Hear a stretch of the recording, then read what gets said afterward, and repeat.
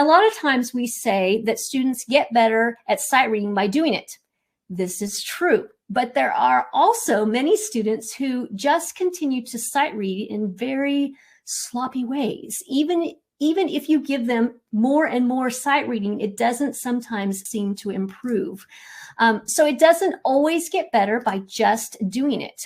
So the question is, have we really taught them how to sight read? There are skills, there are things that they need to do in order to sight read better. Are they really processing the details before they play a particular piece?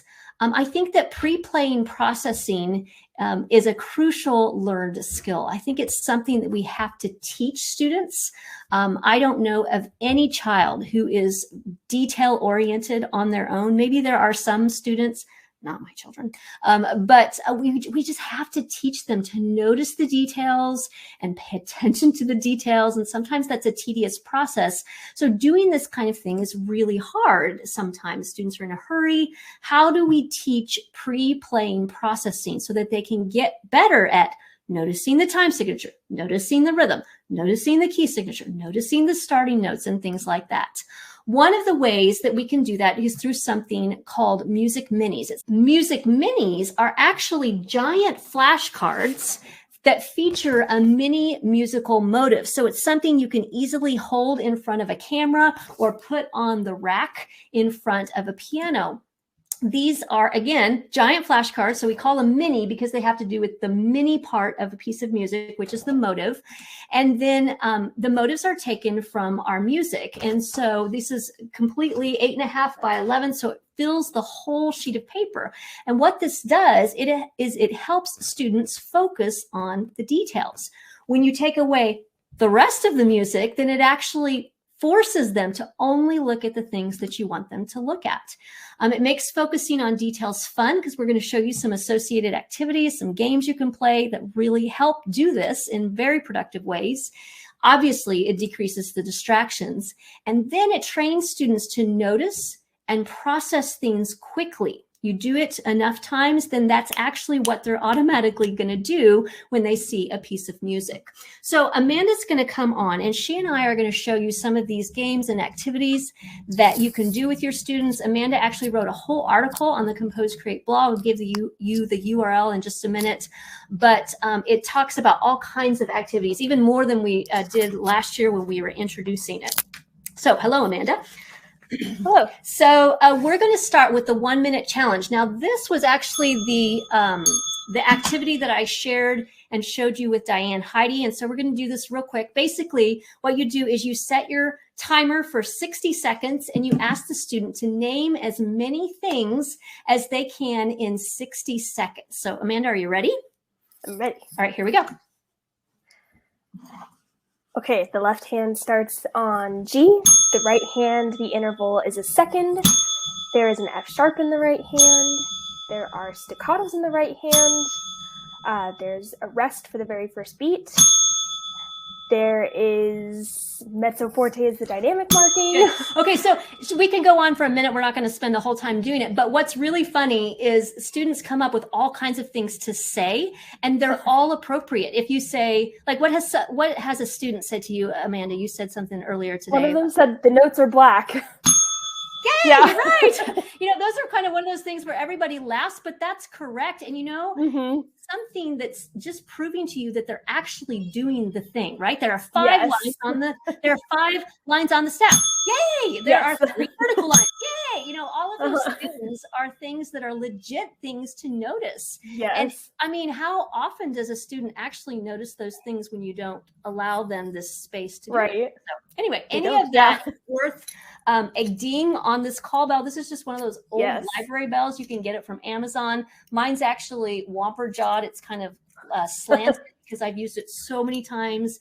It's worth the $6 or $7 that it costs on Amazon. But that ding, that's what kids get in video games and things like that. When they get something right, it really affirms the student. So that's super fun. And then a back and forth is something that you can play with a student. It's also really effective for students that are of equal level. And Amanda and I can do this real quick. What happens is you just say what you notice about it back and forth until someone hesitates too long. And then the person that doesn't hesitate is the winner. So for instance, I might say, okay, there's mezzo forte is the dynamic marking. The time signature is 4/4. There's 3 staccato notes. There's a rest on the second beat of the second measure. And if I pause too long, then Amanda is the winner. So you thought I was like having one of those brain freezes. I did. I was like, did the stream? Is Wendy okay? Anyway, so that's just a thing that you can do back and forth with your students. It's a little unfair when the teacher does it with the student, but you can always kind of let them win, or have a student with another student. If you do back-to-back lessons, you could just have one student stay for 2 minutes, the other student come 2 minutes earlier. It's fun to do. Okay, Amanda, tell us about rainbow highlighting. Yes, rainbow highlighting. I have these gel highlighters. They are different than typical highlighters. They have a gel top. So if you lose the cap like I do, it doesn't matter. They still work. But students are obsessed with these, not regular highlighters, but the gel highlighters. And I'm not sure why. Even the older students love them. So I have a pack of like 10 or 12 of them. And I tell students you can use all of them, but each color has to be marking a different thing. So yellow will be all of the pedal markings, pink will be all of the quarter notes, and they choose what color corresponds to what thing, which is nice because it's forcing them to, like you were saying, to look at things that they wouldn't normally look at.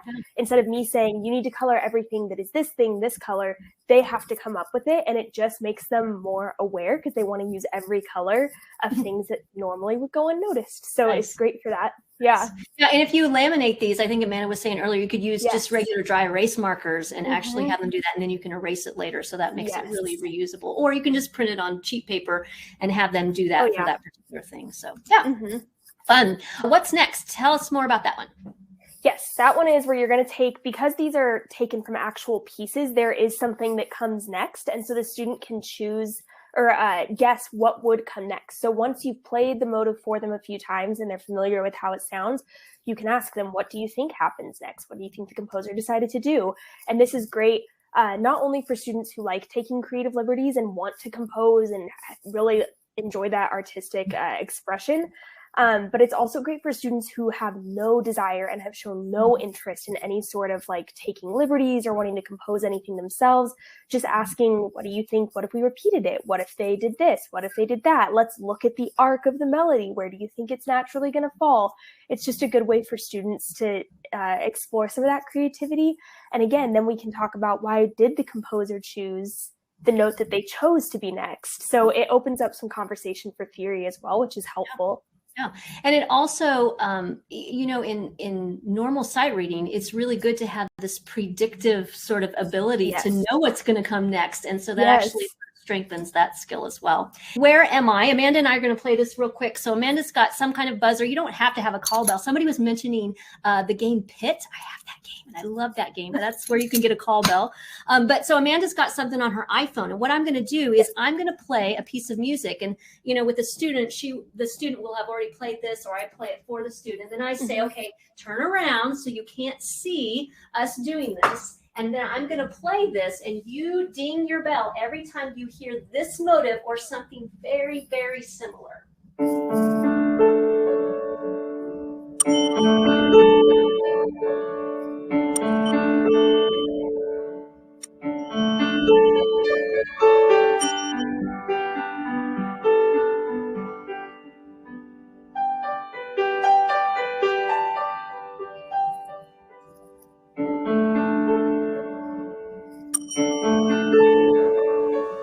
Idea, right?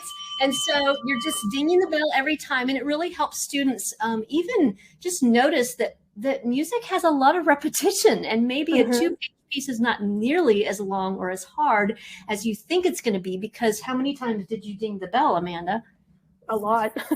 5, 6, at least 6 times this playing. It would have been 8 times if we had done it more, and then even more at the end of the piece. So it's a great way to sort of reinforce that. And then transposing. One thing that comes with this is a motive index with links included. So for example, if you're teaching the piece, The Bold Escape, you can look on this index and say, oh, it's music mini number 19 and 20. And so you can pull out your card 19 and 20 because they're all numbered. And then you can actually pull those out, use those to teach the main motives, and then show them the piece of music. Especially helpful for online lessons, but definitely in-person lessons as well. And then there's a blank 2-measure card that's included. So you can laminate this, put your own first 2 measures of another piece in it, and it helps then in teaching a lot of different music. We have 2 big sets of music minis. We've got an elementary set featuring a lot of compose, create music.